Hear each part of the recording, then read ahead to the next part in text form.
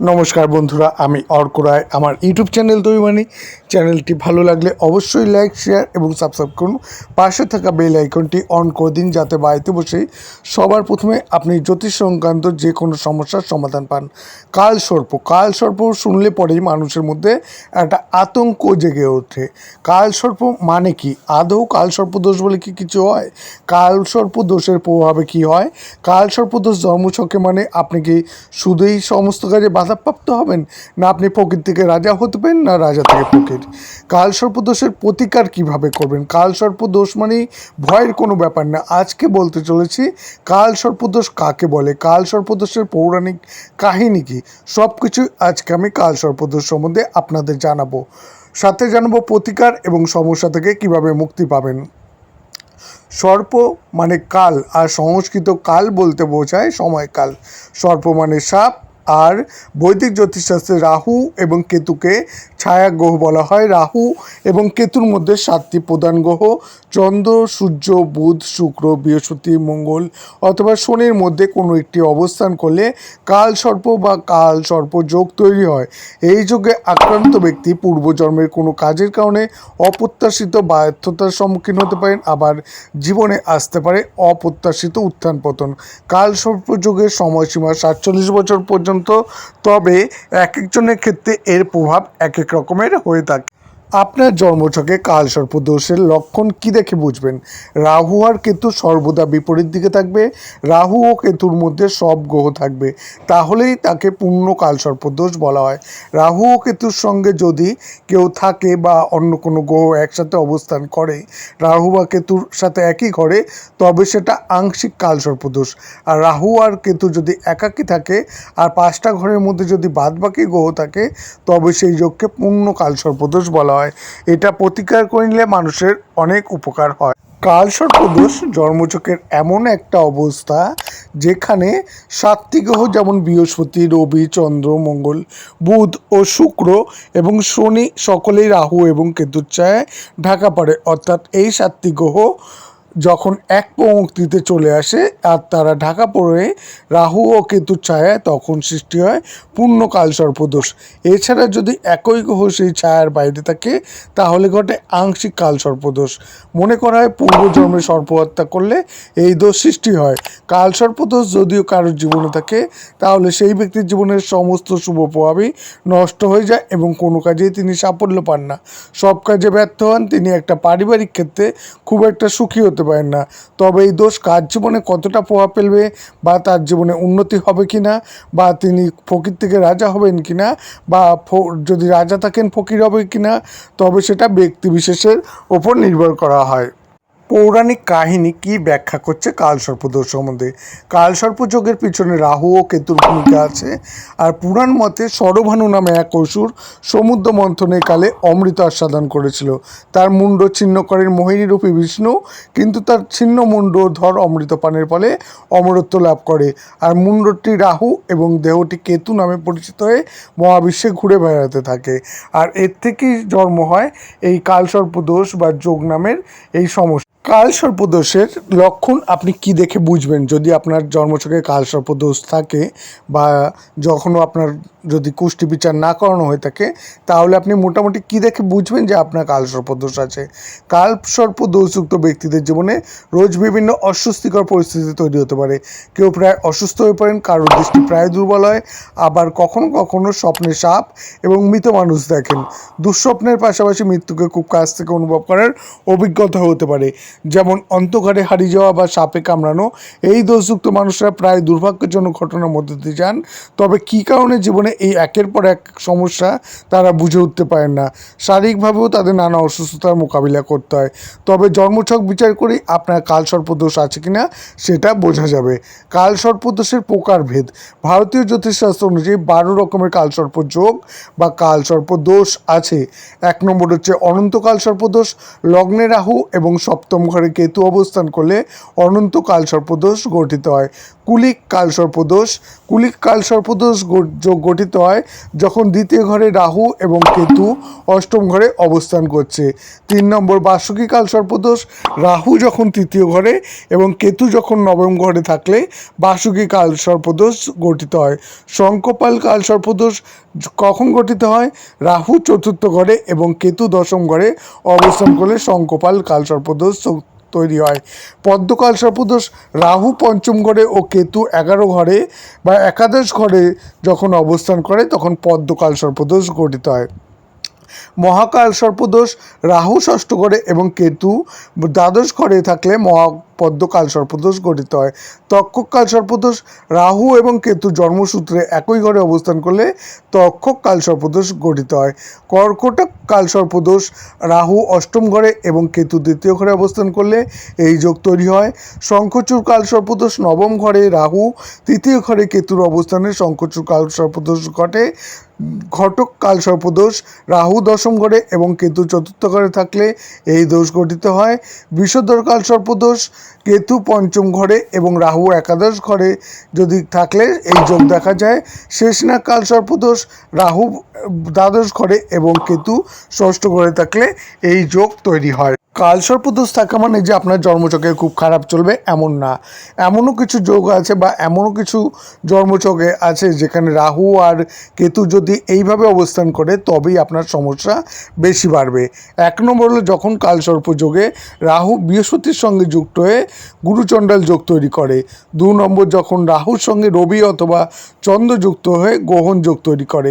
3 নম্বর যখন চন্দ্রের দ্বিতীয় এবং দ্বাদশে কোনো গ্রহ না থেকে কেমদুম যোগ তৈরি হয়। 4 নম্বর যখন রাহুর সঙ্গে ভোগকারক গ্রহ শুক্র যুক্ত হয়ে খণ্ড যোগ তৈরি করে। 5 নম্বর যখন মঙ্গল রাহুর সঙ্গে যুক্ত হয়ে অঙ্গারক যোগ তৈরি করে।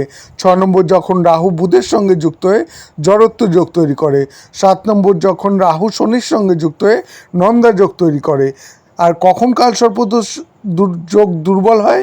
যখন লগ্ন বা কেন্দ্রের চতুর্থে সপ্তম দশমে বৃহস্পতি থাকে। 2 নম্বর যখন বুধাদিত্য যোগ তৈরি হয়, যখন দশমে মঙ্গল থাকে, যখন মালব্য যোগ অর্থাৎ কেন্দ্রে বা স্বগৃহে বা তুঙ্গি শুক্র থাকে, যখন কেন্দ্রস্থ স্বগৃহে মঙ্গল রুচক যোগ তৈরি হয়, যখন শনি তুঙ্গ হয়ে তুলায় অবস্থান করে এবং লগ্ন বা কেন্দ্রে অবস্থান করে শশক যোগ তৈরি করে, যখন পঞ্চম মহাপুরুষ যোগের কোনো একটি যোগ তৈরি হয় তখন এই কালসর্পদোষ দুর্বল হয়ে পড়ে। কোনো মানুষের বা জাতকের যদি কালসর্পদোষ থাকে তার প্রভাব কীরকম পড়বে? ব্যক্তি জীবনে কর্মে বাধা পড়বে, বিলম্ব আসবে, ব্যর্থতা আসতে পারে, জীবনে মানসিক শান্তি ও সাহসের অভাব ঘটে, দৈনন্দিন জীবনের জাতক জাতিকার স্বাস্থ্য এবং সুস্থতার সমস্যায় ভুগতে পারে এবং বিভিন্ন ক্ষতির সম্মুখীন হতে পারে। কর্মজীবন এবং ব্যবসার ক্ষেত্রে জাতক জাতিকারা কঠিন সময়ের মধ্যে দিয়ে যেতে পারে। জাতক জাতিকারা যখন তখন উত্তেজনা, উদ্বেগ এবং অস্থিরতা অনুভব করতে পারে। পরিবারের সদস্যদের মধ্যে সুখ এবং উষ্ণতা থাকে না এবং কাছের মানুষরা বিশ্বাসঘাতকতা করতে পারে।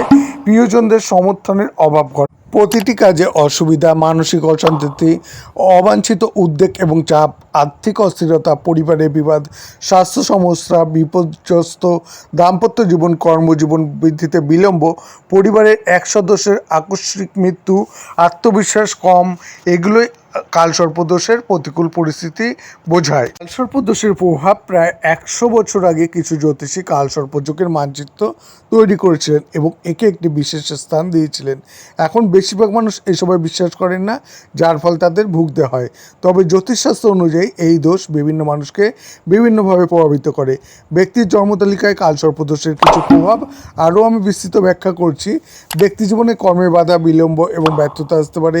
জীবনে মানসিক শান্তি ও সাহসের অভাব ঘটে। দৈনন্দিন জীবনে জাতক জাতিকার স্বাস্থ্য এবং সুস্থতার সমস্যায় ভুগতে পারে এবং বিভিন্ন ক্ষেত্রে ক্ষতির সম্মুখীন হতে পারে। কর্মজীবন এবং ব্যবসার ক্ষেত্রে জাতক জাতিকারা কঠিন সময়ের মধ্যে দিয়ে যেতে পারে। জাতক জাতিকারা যখন তখন উত্তেজনা, উদ্বেগ এবং অস্থিরতা অনুভব করতে পারে। পরিবারের সদস্যদের মধ্যে সুখ একদমই থাকবে না। কাছের মানুষরা বিশ্বাসঘাতকতা করবে, প্রিয়জনরা কখনোই সমর্থন করতে চাইবে না। কালসর্পদোষ যোগের কারণে বিয়েতে দেরি হয়, বিয়ে ভালো হয় না এবং বিবাহিত জীবনের সমস্যা থেকে সম্পদ এবং সম্পদহানি, এমনকি সম্পদের ক্ষতি এবং আর্থিক সমস্যা হয়। কালসর্পদোষের বিরূপ প্রভাব বিপজ্জনক হতে পারে।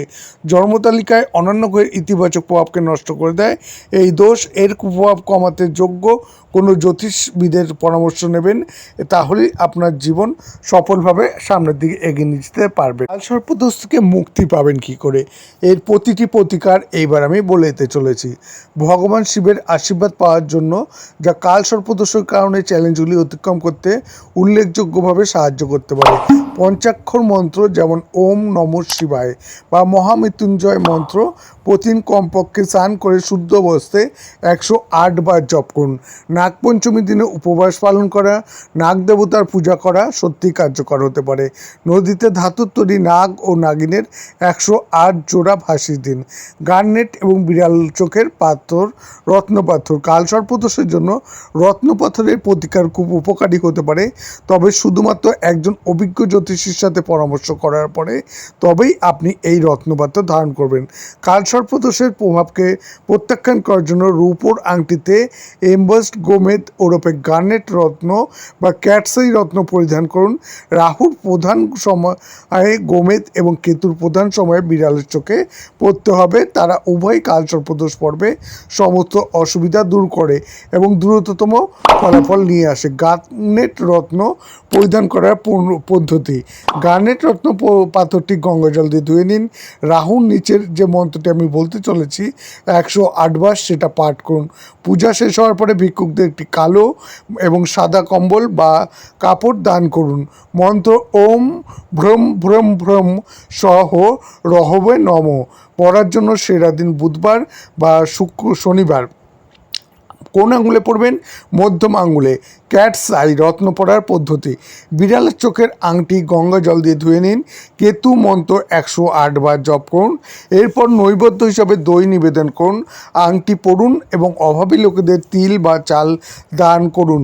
মন্ত্র ওম স্তম শ্রীম স্তাম সহ কেতে নম পড়ার জন্য সেরা দিন বৃহস্পতিবার এবং এটা কোড়ে আঙুল বা ছোট আঙুলে পড়বেন। বলতে চলেছি যে এছাড়াও আপনি কি করলে কালসর্পদোষ থেকে মুক্তি পাবেন বা সেটার সমস্যা আপনি সমাধান করতে পারেন। 1 নম্বর, প্রতিদিন উত্তর দিকে মুখ করে স্নান করবেন এবং নিজের মাথায় জল ঢালতে ওং নমঃ শিব তরায় নম এই মন্ত্র বলবেন 3 বার বা 9 বার। 2 নম্বর, যে জাতক জাতিকার জন্মকুণ্ডলিতে কালসর্পদোষ বর্তমান তারা অবশ্যই প্রতিদিন সকালে ঘুম থেকে উঠে নিজের মাতা পিতাকে প্রণাম করবেন এবং তাদের আশীর্বাদ নেবেন। যদি মাতা পিতা না থাকে তবে মাতা পিতার ফটোতে প্রণাম জানাবেন বা মাতা পিতাকে সমান যে স্থানীয় ব্যক্তি তাদের প্রণাম করবেন। 3 নম্বর, আপনার শোবার ঘরের বিছানায় ও জানলায় লাল রঙের চাদর বা পর্দা ব্যবহার করবেন। 4 নম্বর, প্রতিদিন অথবা শনি মঙ্গলবার হনুমানজির পূজা দেবেন এবং হনুমান চালিসা পাঠ করবেন। শনি ও মঙ্গলবার অবশ্যই নিরামিষ আহার করবেন। 5 নম্বর, মাসের যে কোনো শনিবার দেবদারু, কালো সর্ষে ও লোহাবান ফুটিয়ে স্নানের জলের সাথে মিশিয়ে স্নান করবেন। 6 নম্বর, শুভ মুহূর্ত দেখে 2টো রূপোর নাগপাশ তৈরি করে নিয়ে শিব মন্দিরে গিয়ে শিবলিঙ্গে অর্পণ করবেন এবং পূজা দেবেন। 7 নম্বর, শনিবার আটা মেখে তার সাথে কালো তিল মিশিয়ে 108টি গুলি তৈরি করে পুকুরে বা দিঘিতে গিয়ে মাছকে খাওয়াবেন।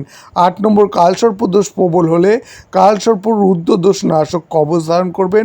প্রতি বছর নাগপঞ্চমীতে নিজের নামে অবশ্যই পূজা দেবেন, তাতে এই দোষ প্রশমিত হবে। কিন্তু যাই করুন আগে ভালো জ্যোতিষীর পরামর্শ নিয়ে তবেই সেগুলো করবেন। এছাড়াও রাহু কেতু থেকে কোনো গ্রহ বিচ্ছিন্ন হলে কালসর্পের অশুভ প্রভাব কিন্তু কমে যায়। কালসর্প যোগ থেকে মুক্তি পাওয়ার জন্য ভগবান শিবের উপাসনা করা সর্বোত্তম এবং পরীক্ষিত উপায়। এর জন্য প্রতিদিন শিব মন্দিরে যান এবং শিবলিঙ্গের দর্শন করুন এবং নিয়মিত ওং নমঃ শিবায় জপ করুন। এছাড়া প্রতি সোমবার শিব মন্দিরে শিবলিঙ্গে বিল্লপাতা এবং দুধ অর্পণ করুন এবং এই কষ্ট থেকে মুক্তি পেতে ভগবান শঙ্করের কাছে প্রার্থনা করলে কয়েক মাস পরেই শুভ প্রভাব লাভ করবেন। যদি কোনো মহিলার জন্মতালিকায় কালসর্পদোষ থাকে, এই কারণে সন্তান জন্মদানে বাধা থাকে, তবে তার প্রতিরোধের জন্য তাকে নিয়মিত 72 দিন ধরে প্রাচীন বট বট গাছের 24 বার প্রদক্ষিণ করা উচিত। যদি কালসর্পযোগের কারণে পুত্রপ্রাপ্তি না হয় তবে নাগপঞ্চমীর উপবাস পালন করা উচিত। নাগপঞ্চমীর উপবাস পালনের জন্য গমের সাথে 1 চিমটি হলুদ মিশিয়ে এটি 5 মাথাওয়ালা সাপ তৈরি করুন এবং শুক্লা পঞ্চমীর দিন ঘটে স্থাপন করুন। একটানা 1 বছর ভক্তি সহকারে উপবাস রাখুন এবং পুত্র কামনা করুন।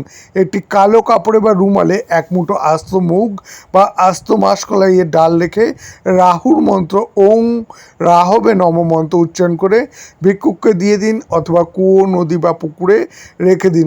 এটি কমপক্ষে 72টি বুধবার পর্যন্ত করলে তবেই ফল লাভ করবেন। প্রতি সংক্রান্তিতে গঙ্গা জল গোমূত্র মিশিয়ে বাড়ির সমস্ত ঘরে ছিটিয়ে দিন। রান্নাঘরে বসে খাবার খান এবং বুধবার তাজা মূলা দান করুন। যদি কালসর্পযোগের কারণে বিবাহিত জীবনে অসুবিধা হয় তবে স্ত্রীর সাথে পুনরায় বিবাহ করুন এবং 2টি সর্পের জোড়ার মাঝখানে বাড়ির প্রধান দরজায় একটি রূপোর স্বস্তিক রাখুন। 18টি তিসির বীজ নিন, এটি গোমূত্রে ভিজিয়ে রাখুন এবং আপনার মাথার কাছে রেখে ঘুমন। সোনার 7 এবং রৌপ্য 12 এবং তামা 16 মিশিয়ে অনামিকাতে একটি সাপের আংটি পরুন এবং যেদিন আংটি পরবেন সেদিন রাহু প্রভাবিত কিছু বস্তুও দান করুন। সূর্যোদয়ের সময় দরিদ্র হরিজনদের মসুর ডাল এবং কিছু টাকা দান করুন। একটানা 43 দিন ধরে চলমান জলে একটি নারকেল এবং একটি মুদ্রা প্রভাবিত করুন। আর যা কিছুই করবেন সব কিছু ভালো জ্যোতিষীর পরামর্শ নিয়ে তবেই করবেন, নাহলে কিন্তু হিতে বিপরীত হবে। আর যদি আপনার মন থেকে বিশ্বাস থাকে তবেই কিন্তু আপনি এর সুফল পাবেন। সাধারণভাবে কালসর্পদোষ দশাকে অত্যন্ত অশুভ বলে মনে করা হয়। জন্মছকে কালসর্পদোষ থাকলে জাতকের জীবনে নানা সমস্যা এসে ঘিরে ধরে, সেই কারণে কালসর্পযোগকে সবাই ভয় পায়। তবে জ্যোতিষশাস্ত্র জানাচ্ছে যে কালসর্পযোগ মোটেও সবসময় ক্ষতিকর নয়। এই যোগের শুভ প্রভাবও রয়েছে। কালসর্পযোগের প্রভাবে পথের ভিখারি থেকে কোটিপতি হয়ে যাওয়া আশ্চর্যজনক নয়। জ্যোতিষ অনুসারে পৃথিবীর অনেক বিখ্যাত প্রভাবশালী ব্যক্তির কোষ্ঠীতে কালসর্পদোষ দেখতে পাওয়া যায়। আসলে কালসর্পযোগও শুভ হবে না অশুভ হবে তার জন্মছকে রাহু ও কেতুর অবস্থানের উপর নির্ভর করে। যদি জন্মছকে রাহু ও কেতু শুভ অবস্থানে থাকে তখন কালসর্পযোগ শুভ প্রভাব বিস্তার করে। এই সময় কালসর্পযোগের প্রভাবে জাতক প্রচুর অর্থ উপার্জন করতে সক্ষম হন। অত্যন্ত দরিদ্র অবস্থা থেকেও সেই ব্যক্তি ধন সম্পদের শীর্ষে আরোহণ করতে পারেন। কিন্তু জন্মছকে রাহুর অশুভ অবস্থান থাকলে কালসর্পযোগের প্রভাবে আপনি রাজা থেকে পথের ভিখারিও হয়ে যেতে পারেন। কিছু বিখ্যাত ব্যক্তির জন্মতালিকায় কালসর্পদোষের কিছু প্রভাব বা কিছু বিখ্যাত ব্যক্তির নাম এবার আমি বলতে চলেছি, যাদের জন্মছকে কিন্তু কালসর্পদোষ থাকা সত্ত্বেও তারা বিখ্যাত হয়েছে। যেমন শচীন তেন্ডুলকার। এছাড়াও অনেক নামকরা প্রভাবশালী মানুষের জন্মছকেও কালসর্পদোষ দেখা যায়।